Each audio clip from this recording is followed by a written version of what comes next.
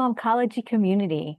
I'm Melissa Aldifer, and I serve as one of the principal investigators for the study entitled Supporting Adolescent and Young Adult Wellbeing during the Transition from Active Pediatric Cancer Treatment. I'm here with my colleague, Alejandra Perez Ramirez. Thank you so much for joining us today. About 5 years ago, many members of the Momcology community participated in a crowdsourcing research study done in collaboration with Nemours Children's Health. The study was to help us advance our understanding of the experiences and needs of families dealing with childhood cancer. Today, we're honored to share the results of that work with you. Alejandra, who conceptualized and took the lead on writing the now published article reporting our findings, will guide you through the study, illustrate what we learned from your contributions, and discuss opportunities we see to build on this research to improve care and support for families in the future. Research is strongest when it's conducted in partnership with the communities it aims to serve. Your willingness to share your experiences has made this work possible, and we are deeply grateful for your continued engagement and commitment to advancing pediatric cancer research. Thank you. All right, thank you, Melissa. My name is Alejandra Perez Ramirez. I am a research coordinator at Nemours Children's Health located in Wilmington, Delaware, and I will be presenting the results of our study today. Thank you all for being here and taking the time to listen to this webinar. We hope that you find the results from this presentation to be meaningful and helpful to your families. As Melissa mentioned, the name of the study that we will be discussing today is called Supporting Adolescents and Young Adult Wellbeing during the Transition from Active Pediatric Cancer Treatment. Throughout the remainder of the presentation, I will be referring to adolescents and young adults as AYA. As we move through the slides, I will explain a little bit more of how we did this research study and what we found from hearing from families like yours. Before we started this research study, our group had done much work in learning about how pediatric cancer affects patients and families.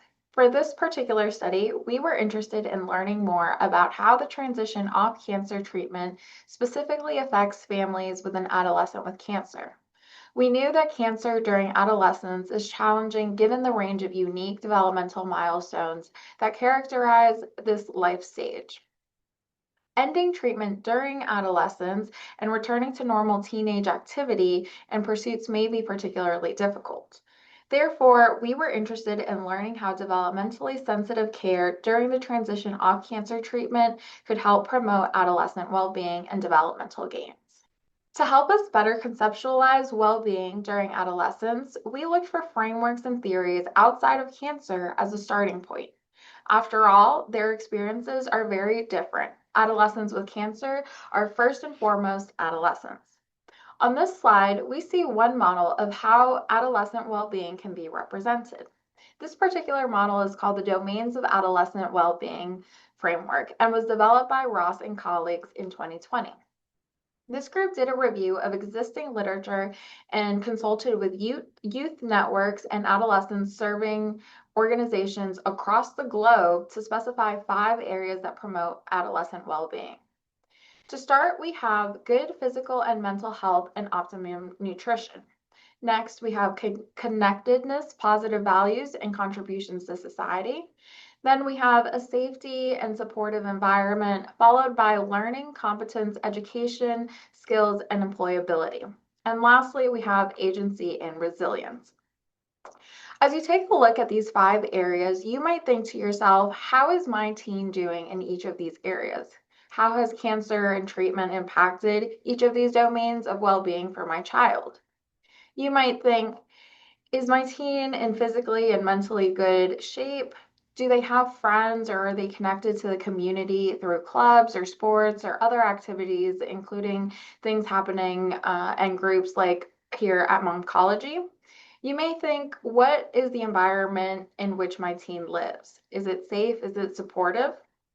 How does my teen learn through jobs and school? And how are we thinking about future education, future jobs, and career paths? And lastly, how does my teen act on their own? Do they have the ability to make decisions and their own choices?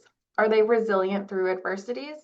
You might also be asking, what can we do to make these things better? and we were interested in getting answers to these questions too. More specifically, we wanted to learn directly from patients and caregivers about their experiences, needs, and desired resources when transitioning off cancer treatment during adolescence to design developmentally appropriate transition care to support AYA well-being. So, how exactly did we do this? Before we started collecting information from families like yours, we established what's known as a community advisory board to help design the study and the questions. This board was made up of caregivers, patients, as well as healthcare providers and community members who had experience in pediatric cancer. Their expertise also helped us ensure that the questions we were asking were helpful and also sensitive to families' needs. We also partnered with Momcology, given their expertise in working with families who have experience with pediatric cancer.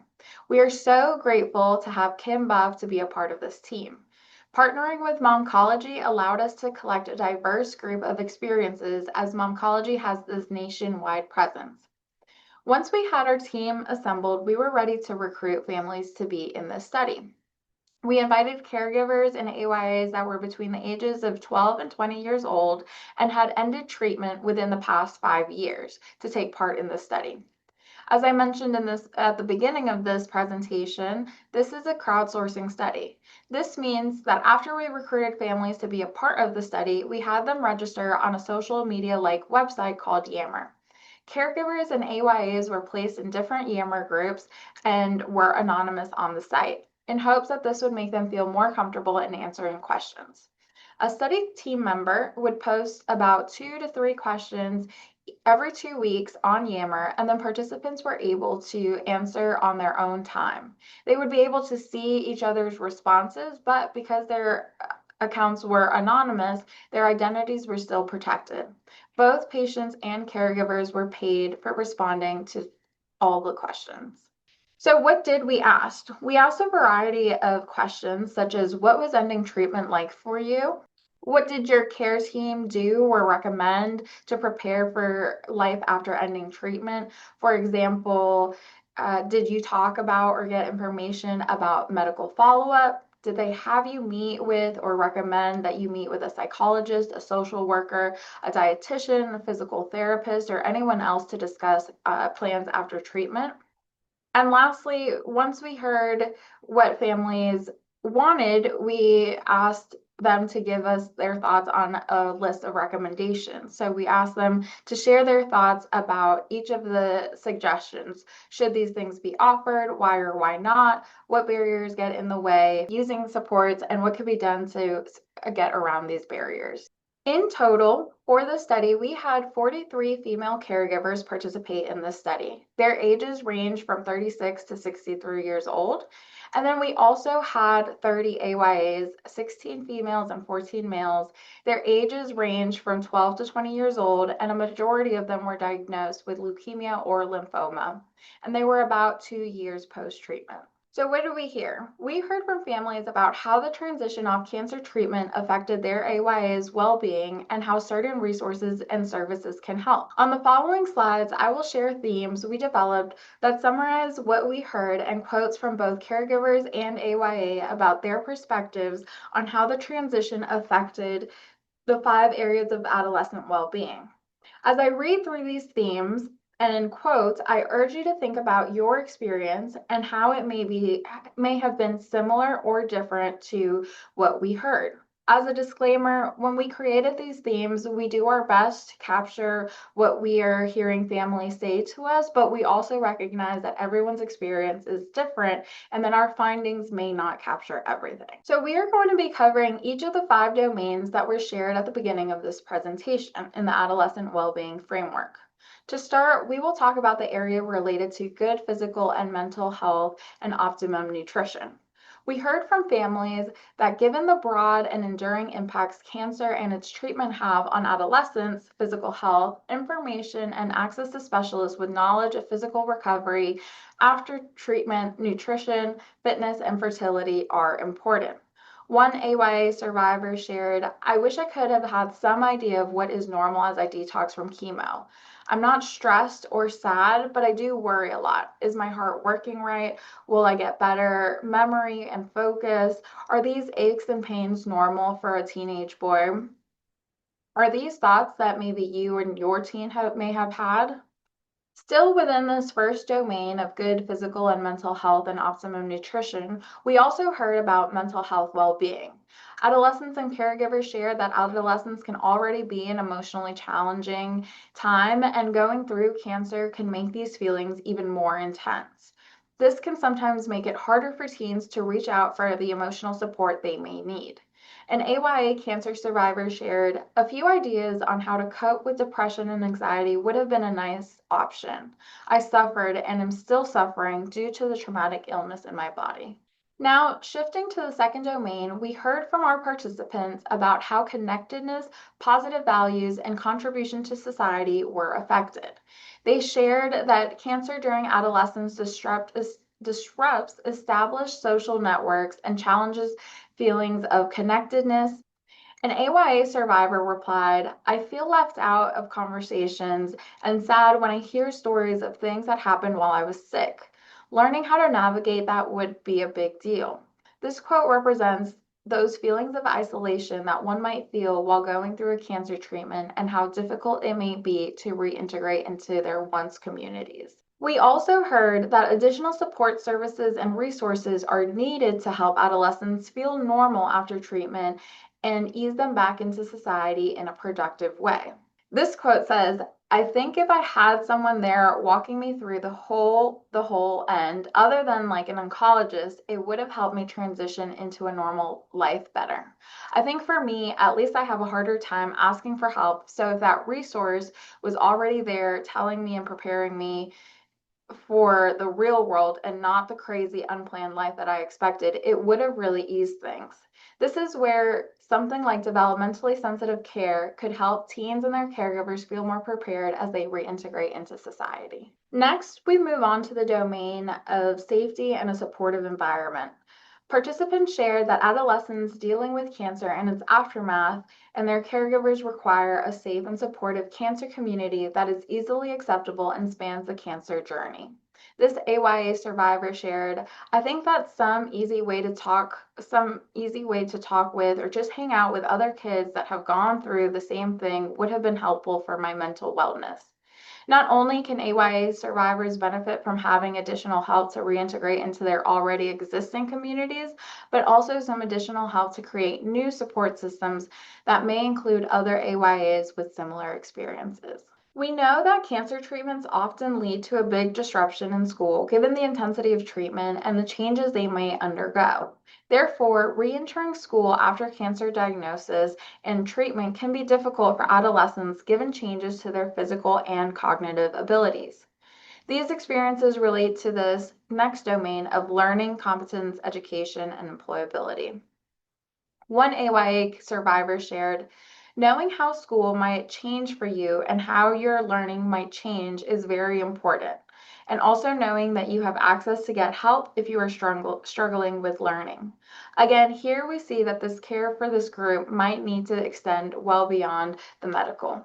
Related to this domain, and depending on the age of the AYA survivor at the time of ending treatment, there may be a need for additional support around post-secondary education, life skills, and careers after cancer, and what that might look like post-treatment. A caregiver of an AYA shared, "As our children navigate through high school and start choosing careers, specialized guidance would be appreciated, especially when it comes to children that have long-term after effects." Our last area of adolescent well-being is related to agency and resilience. While families may struggle to engage adolescents in their medical decisions and care, supporting an active role for the adolescent may foster developmentally appropriate agency and resiliency. A caregiver reported, "It would be really helpful for someone other than us parents to guide our teens in how to begin to take ownership of their own medical care." As AYAs age out of pediatric care, they will be taking on more responsibilities related to their medical care, but this is something that is often not taught or supported in current care. and both AYAs and caregivers in the study shared those feelings. We hope you found these quotes helpful and representative of your experiences. As I mentioned, this list is not comprehensive of all of the possible experiences one might have, but we hope at least some part of this resonates with you all. As we finish our presentation today, we want to leave you all with recommendations we formulated for care of adolescents coming off cancer treatment based on what we heard. Our first recommendation is to provide guidance to both adolescents and caregivers about physical changes and symptoms that can occur after cancer treatment. It's important for both AYAs and caregivers to know what is considered to be normal versus cancer-related, what recovery fully entails, potentially late effects, what changes and symptoms need attention, and access to specialty care, and in particular diet and physical activity. There should also be guidance about emotional challenges post-treatment and how to overcome reluctance to engage in mental health care. We recommend that mental health visits be integrated into routine transition care visits, that common emotional reactions during recovery be explained, that all family members have access to mental health providers familiar with pediatric oncology, and that adolescents have the opportunity to learn different strategies for expressing feelings and taking control of their emotional health. Next, we recommend that there is continuous access to a supportive cancer community that truly understands the cancer experience. This means providing access to peer mentors or hospitals or community programs that provide adolescents and caregivers with opportunities to connect with others with similar experiences. AYAs and caregivers also need to be provided with additional support regarding social concerns, school reentry, continuing education, and career development. There should be opportunities to promote social engagement for adolescents, help for caregivers when they are trying to educate school personnel and access needed accommodations for their teen, as well as tailored guidance about post-secondary education and career opportunities. And lastly, we recommend that there is support for adolescents in re-entering and contributing to society and assuming responsibility of their survivorship care. This can be done by informing adolescents about their care, past treatment, and future medical needs, asking adolescents about their concerns, doubts, and needs for making medical decisions, and being involved in survivorship, as well as encouragement to engage in positive relationships, opportunities to be socially, culturally, and civically active, and finding purpose beyond cancer treatment. We hope that these recommendations resonate with your family. The responses we collected from caregivers and patients will help us inform providers on how they can better serve you. In 2025, we had the opportunity to publish these full results to the Journal of Adolescent and Young Adult Oncology. Publishing our work in journals like this can allow other researchers like us to learn about our work and can be used to explore similar topics. At the moment, this article is only available to journal subscribers. I would like to take this time to thank you all for listening to this presentation on the results of our research study. I would also like to take the time to thank all of the families that participated in this study. I hope some of you listening in this webinar are saying, I remember answering some of those questions. And if you're interested in participating in any future research studies, please be on the lookout for any social media posts, emails, newsletters that may include opportunities to participate in research like this. Research studies like this cannot be done without your participation, so we are truly grateful for all of the time you give us to help. Before we finish up here today, I just want to let you all know about two upcoming opportunities in the works, again being done in collaboration with our group at Nemours Children's Health and Momcology. You may hear about these in the next few months. The first study I want to share is called the iSteep study. iSteep stands for Implementing the Standards Together, Engaging AYAs in Psychosocial Care. Similar to the study we just discussed, the iSteep study is partnering with AYAs to understand their priorities, experiences, and unmet needs related to the standards for psychosocial care for children with cancer and their families. The standards of psychosocial care for children with cancer and their families help guide psychosocial care in pediatric settings where many AYAs receive treatment.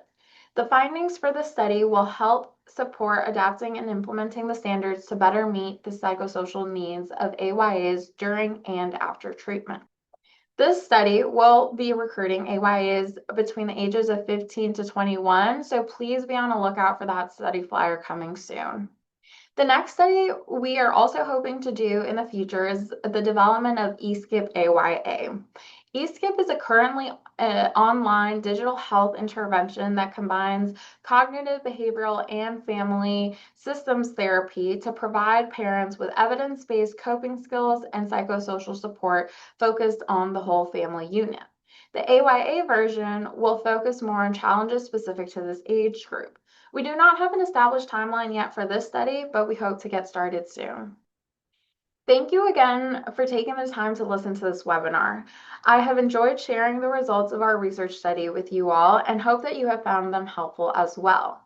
As we finish here, I just want to take a moment to thank everybody from our research team. Their names are shown here on the slide. And a big shout out to Dr. Melissa Aldifer for guiding this work and for Kim Buff here at Momcology for supporting this project and future collaborations. If you have any questions about the research results that were shared here today or any of the future research studies, please contact Melissa Aldifer or Kim Buff by email. Enjoy the rest of your day. Thank you.